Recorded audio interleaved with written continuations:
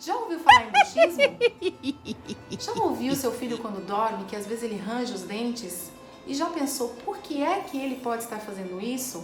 Será ansiedade? Será algum problema estomacal?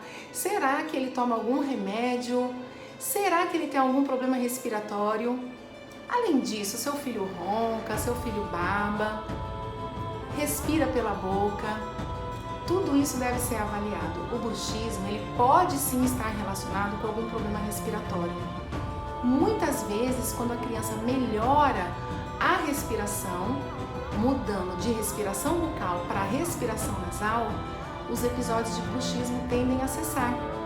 Então é muito importante que seu filho passe por uma consulta odontológica miofuncional, onde o odontopediatra irá exatamente avaliar como está o processo respiratório, a postura de língua, se ele está com a conhecida síndrome da respiração bucal, e isso pode estar levando aos episódios de bruxismo que preocupam sim os pais. Por quê?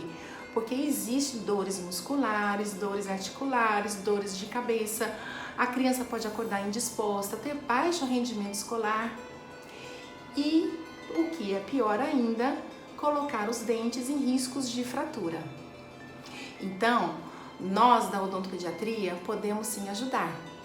Tem alguma dúvida? Já sabe, conte comigo.